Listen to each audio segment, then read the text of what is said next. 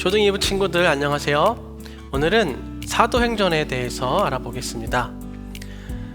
먼저 사도행전은 영어로 act라고 합니다.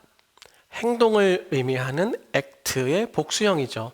즉 행동들, 행적들이라는 의미가 있습니다. 우리말 제목은 사도행전이죠. 행동은 행동인데 사도들의 행동이라는 것입니다. 그래서 사도행전은 사도들이 했던 일들을 기록한 책이다라는 의미입니다.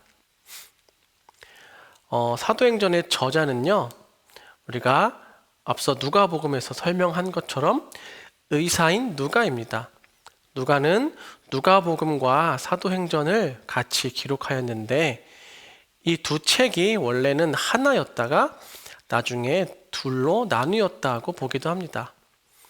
누가복음과 사도행전은 내용에 있어서도 연결이 됩니다. 누가복음은 예수님께서 승천하실 때까지의 이야기, 그리고 사도행전은 그 다음 승천하신 이후의 이야기죠. 이 사도행전의 대상과 배경, 목적에 대해서는 누가복음을 참고해 주시면 되겠습니다. 다음은 사도행전의 주제입니다. 사도행전 안에는 여러 가지 주제들이 있지만 그 중에서 가장 중요한 것 하나를 꼽으라면 바로 성령입니다.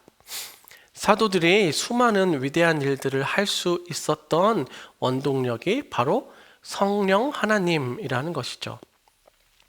오순절 마가의 다락방에서 기도하고 있던 사도들에게 예수님께서 승천하시면서 약속하셨던 성령이 임하셔서 사도들은 완전히 새로운 사람들로 변화되었습니다. 그리고 바로 이 성령의 능력을 힘입어서 위대한 하나님의 일들을 할 수 있게 된 것이죠. 그래서 사도행전을 다른 말로 성령행전이라고도 부릅니다. 사도들이 한 일들이 실제로는 성령님께서 하신 일이다라는 뜻이죠. 또 한 가지 사도행전의 중요한 주제는요, 바로 복음 전파입니다. 복음이 누구를 통해서 어떻게, 어디로, 누구에게 전파되는지에 대한 내용이 바로 사도행전의 핵심적인 내용입니다. 이에 대한 힌트가 되는 아주 중요한 구절이 하나 있죠. 바로 1장 8절 말씀입니다.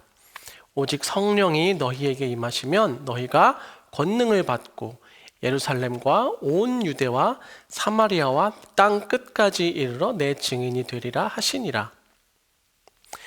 먼저 복음은 누구를 통해서 전파될까요? 이 구절에서 말하는 너희는 바로 사도들이죠. 예수님께서 세우신 사도들을 중심으로 해서 전파됩니다. 하지만 한 가지 조건이 있죠. 성령이 너희에게 임하시면. 앞서 언급한 것처럼 사도들을 사용하셔서 성령님께서 하신 일이라는 것이죠.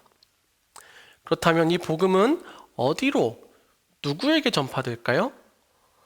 예루살렘과 온 유대와 사마리아와 땅 끝까지 전파되죠.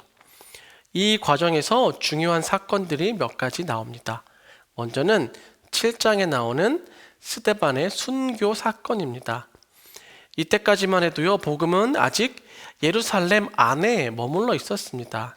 하지만 이 스데반 사건을 계기로 해서 그리스도인들에 대한 박해가 시작되면서요, 교회가 흩어지게 되고 복음은 사마리아와 온 유대 지방으로 퍼지게 됩니다. 그리고 10장에서 베드로를 통해서 고넬료를 비롯한 이방인들에게 복음이 전파되고 그들에게도 성령이 임하시게 됩니다. 그리고 13장에서 안디옥 교회가 바울과 바나바를 선교사로 파송하게 되고요. 바울이 3차에 걸친 선교를 떠나게 되면서 복음이 드디어 이스라엘을 넘어서 아시아와 유럽으로 전파되기 시작합니다. 그러면서 복음 전파의 중심지가 베드로를 중심으로 한 예루살렘 교회에서 바울을 중심으로 한 안디옥 교회로 넘어가게 됩니다. 이렇게 사도행전은 복음이 땅 끝까지 전파되는 과정을 자세히 기술하고 있습니다.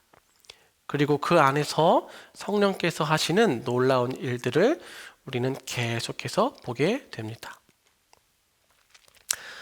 사도행전은 28장으로 마무리가 되었지만요, 복음 전파의 일은 아직 끝나지 않았습니다.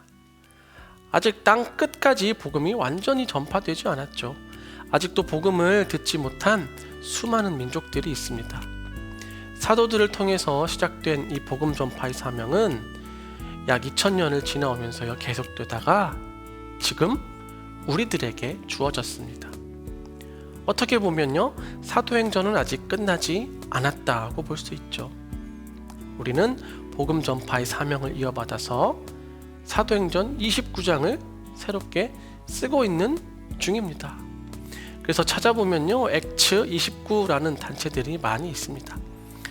자, 우리가 이러한 사실들을 기억하면서요, 사도행전을 읽으면서 그냥 읽고 끝나는 것이 아니라 나는 어떻게 이 복음 전파의 사명을 계속 이어나갈 수 있을까 고민하면서요, 성령님의 도우심을 구하면서 기도하는 초등 2부가 되면 좋겠습니다.